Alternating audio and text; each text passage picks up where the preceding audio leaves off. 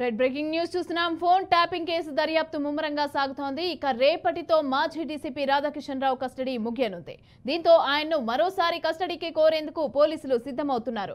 ఇక విచారణలో ఇప్పటికే రాధాకిషన్ రావు కీలక విషయాలు వెల్లడించినట్లుగా పోలీసులు చెప్తున్నారు.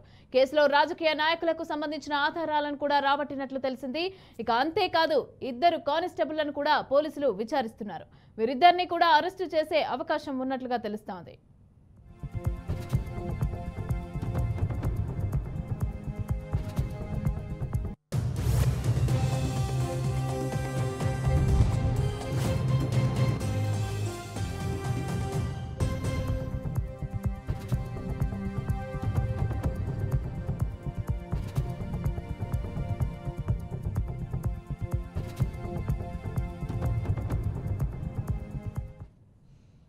రెడ్డిక ఫోన్ ట్యాపింగ్ కి సంబంధించి విచారణ అయితే జరుగుతోంది. అయితే ఈ విచారణలో కీలక విషయాలు అయితే బయటపెట్టడం జరుగుతోంది. అయితే ఈ కేసుకు సంబంధించి రాజకీయ నేతల పాత్రలు అలాగే కానిస్టేబుల్లను కూడా అరెస్ట్ చేసే అవకాశం ఉన్నట్టుగా తెలుస్తోంది. అయితే దీనికి సంబంధించి పూర్తి డీటెయిల్స్ మా ప్రతినిధి లిఖిత అందిస్తారు.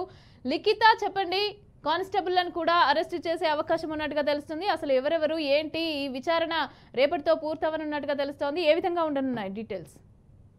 రైట్ మమత, ఈ కేసులో చూసుకున్నట్లయితే ప్రతిరోజు సంచలనాలు వెలుగులోకి చూస్తున్నాయని చెప్పుకోవాలి. దీనికి సంబంధించి ఇప్పటి వరకు చాలా మంది పైన నిఘా వేసినట్లయితే తెలుస్తుంది. వారికి సంబంధించిన డీటెయిల్స్ ను కూడా సేకరించినట్లయితే ఈ నిందితులు ఎవరైతే ఉన్నారో వారు విచారణలో భాగంగా తెలియజేశారు. అంతేకాకుండా ఈ యొక్క ఫోన్ ట్యాపింగ్ ఏదైతే ఈ హార్డ్ డిస్క్ లకు సంబంధించిన డేటా ఉందో దానికి సంబంధించిన ఈ హార్డ్ డిస్క్ ల శకలాలను కూడా ఇప్పటికే ఈ పోలీస్ అధికారులు రికవర్ చేసే పనిలో పడ్డారని అయితే క్లియర్ కట్ గా అర్థమవుతుంది. అంతేకాకుండా గత ప్రభుత్వానికి సంబంధించిన పలువురు కీలక నేతలు అయితే ఈ యొక్క కేసులో ఇరుక్కొని ఉన్నారు, అంటే దీనిలో ఇన్వాల్వ్ అయి ఉన్నారనే విషయం పైన కూడా చాలా వరకు మాటలు అయితే వినిపిస్తున్నాయి. అయితే కొంతవరకు ఈ కానిస్టేబుల్ ఎవరైతే ఉన్నారో ఈ కీలక నేతలకు సంబంధించి కొంత ఇన్ఫర్మేషన్ అయితే ఇచ్చినట్లుగా కూడా తెలుస్తోంది.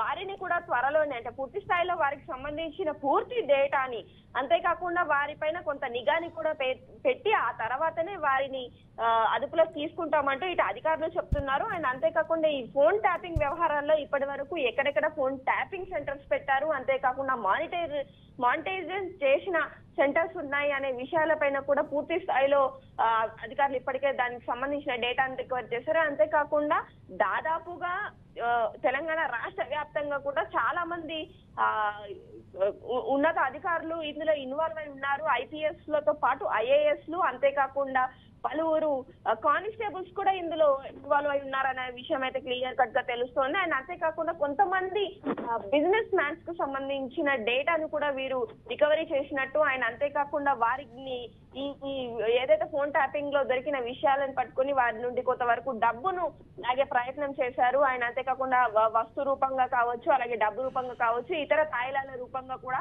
వీళ్ళ అమౌంట్ ను తీసుకున్నట్లుగా కూడా విచారణలో తెలిసినట్లుగా తెలుస్తుంది. అంతేకాకుండా వీరి ఆస్తులకు సంబంధించిన వివరాలు కూడా బయట పెట్టనున్నారనే విషయం అయితే ఇటు విచారణలో భాగంగా అధికారులు చెప్పడం అయితే జరుగుతుంది. మరికొంతమంది కీలక నేతల పేర్లు కూడా త్వరలోనే బయటికి తీసుకొస్తామని అయితే ఇప్పటికే అధికారులు చెప్తున్నారు.